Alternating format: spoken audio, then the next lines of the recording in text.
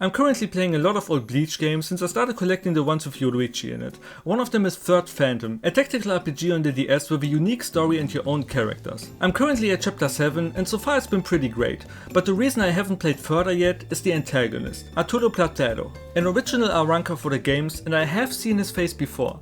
Unlike Third Phantom, the Wii game Shattered Blade has him on the front cover, so before continuing with the DS game, I checked which game came first so I have all the background information I could potentially need. Turns out, Shattered Blade came first, so I was excited to play my first Bleach game on console with an actual original story. There's sadly no option for Japanese voices, so I had to live with the English dub who I'm not familiar with at all, just for you to know if you're curious to buy the game yourself, which I'm not recommending. So the game is split into different episodes and you can start with either Ichigo, Renji or Toshiro. I just went with it chronologically, so I picked Ichigo first. The story is set right after the Soul Society arc. Ichigo is about to go back to the human world when Yoruichi tells him that Head Captain Yamamoto has ordered the Senkaimon to be sealed for 100 years. You know, to prevent Aizen's army to invade the Soul Society? I'm so glad they gave up after 99 years. And apparently the only way to go back is to collect the shards of the broken Sogyoku to force the Senkaimon open. Why don't you ask the head captain first? Aizen's army is not waiting outside, I'm sure you could go before he seals it. But that's pretty much the plot of the game. You need to collect these shards by fighting different enemies. The first one you encounter is Renji, who for some reason desperately needs these shards as well. The game then drops me into the very first fight of the game with no tutorial whatsoever. The only thing I knew about the game is that the setting point was that you could swing your Wii controller like your own Zanpakuto. With this knowledge in mind, this is how the first fight went.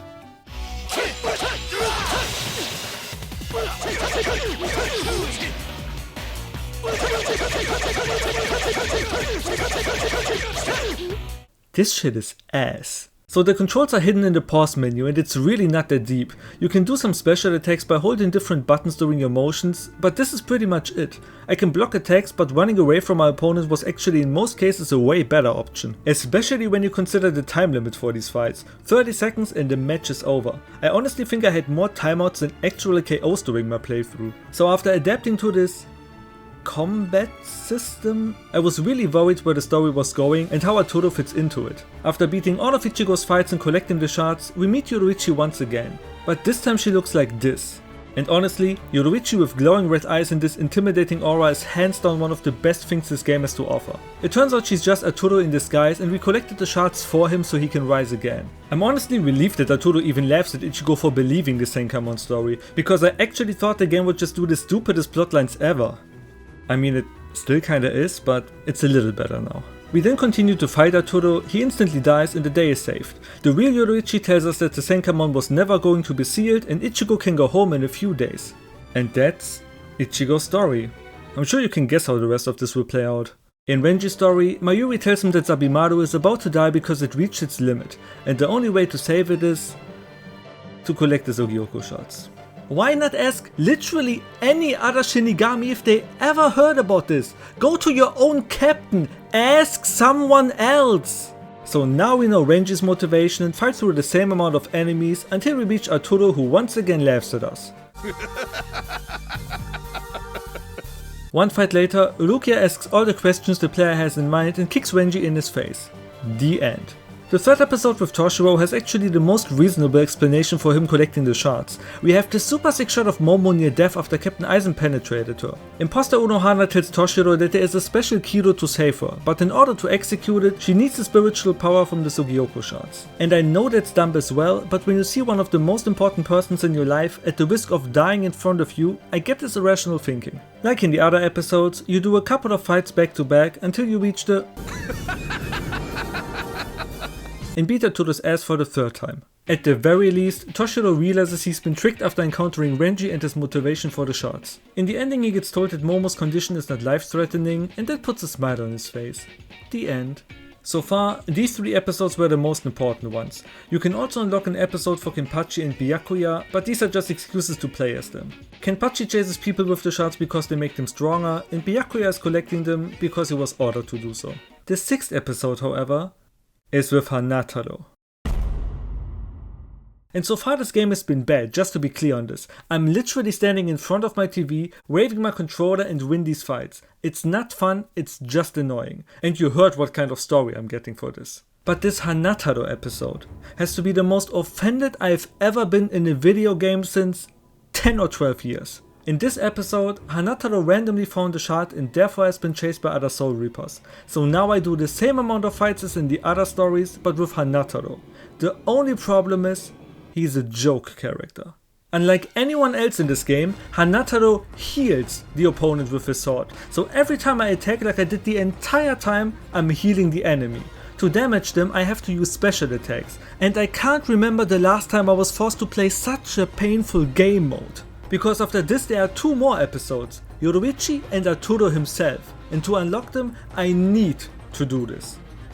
Fuck!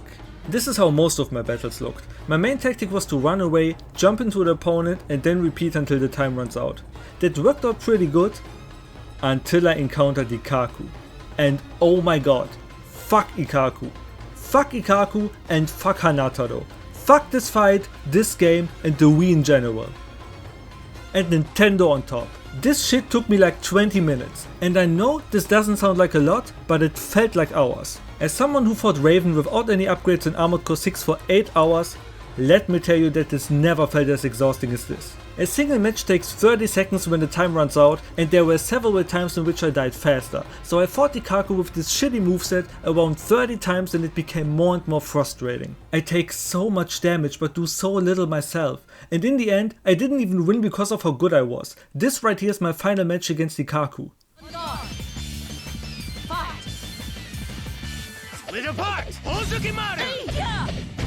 Over here! Over here!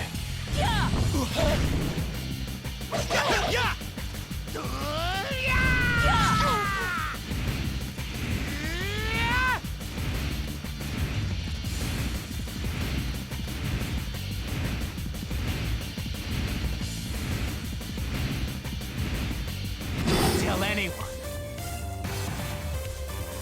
Bankai!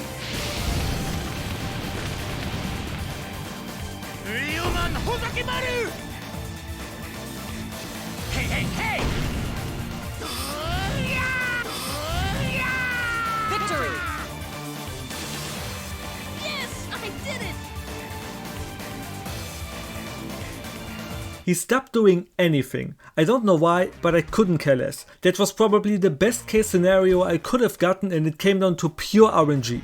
At this point my body was filled with rage and every other fight I didn't win first try, speaking of you Orihime, made things worse.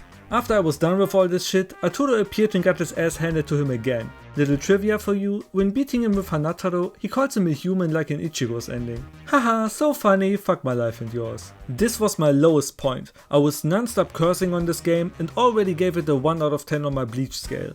The only positive thing I could say about this is that the game functions. And to be honest, I'm questioning whether this is a good thing or not. But then, it unlocked. The Yoruichi episode.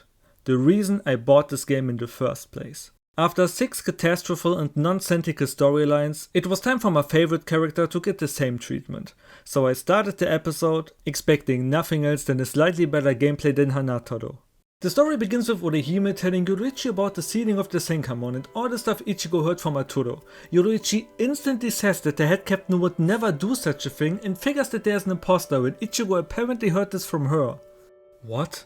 Are you telling me that talking to each other could resolve this shitty plot in mere seconds? Who would have thought? Yoruichi makes a move and also hears about Renji and Toshiro collecting these shards. It's clear to her that she needs to stop them because they obviously have been tricked. This episode is basically Yoruichi taking the role of the protagonist and stopping this god-awful story. She's the only one who's not getting tricked by Arturo and playing this felt so relieving. This is everything I've wanted from the beginning. Playing Yoruichi and a common sense. And it took me 3 brutal hours to finally get there. Her gameplay also feels super satisfying. Or rather, as satisfying as it gets when swinging your controller. But right after Hanataro, this was like FF7 Rebirth. She's also the only one who's not getting laughed at and instead calls out Arturo. So in this game they don't know each other, but since Arturo's backstory is pretty much non-existent in this game, I have my own headcanon because of Third Phantom. You know, in that game, Yoruichi actually encounters Arturo when she was still a captain, so it makes perfect sense that she knows about him that way and not just because of her family. Anyway, he gets his ass kicked once again and Yoruichi scolds Ichigo, Renji and Toshiro for their garbage plotlines. The end. As much as I hate this game, that was nice. I'm glad that Yoruichi was the only character to not do anything stupid and have a good moveset at the same time. Arturo's storyline is just wiping out the Shinigami and even Yamamoto at the end. Haha, so cool, strong villain, will never play again. And these are all the storylines in Shattered Blade. It still has a bunch of unlockable characters like Aizen, Grimjo, Ulquiorra, but I reached my limit. I played through Heat Soul for my last video and did everything I could. But in this case, it's just more of this. And this is neither enjoyable for me to do, nor for you to watch. I honestly couldn't even tell you more than, look at this character. And that one. Cool animation. Plays good, plays bad. Wow. Bleach Shattered Blade is one of these Wii games that tried to benefit from the motion controls and became just another one of those gimmicky trash games. If it weren't for Yoruichi's storyline, this would be a legit 1 out of 10. But she actually managed to double the score to a 2 out of 10. All the other stories are bad, the controls are ass, gameplay itself is super repetitive and I personally hate the art direction. The last thing I want to do now is play the arcade mode, aka playing more of the game. I really wanted to like this, but out of the few Bleach games I've played so far, this one is by far the worst. And I don't think it will get worse. I still hope you enjoyed the video and my drastic take on Shattered Blade. If you did, please consider liking and subscribing, since it would help me a lot to do more content. Right now, I don't know what's coming after this, but Rebirth of Souls is finally within reach, and you can bet on me making videos about that game as well. I hope to see you again. Stay safe and have a great day.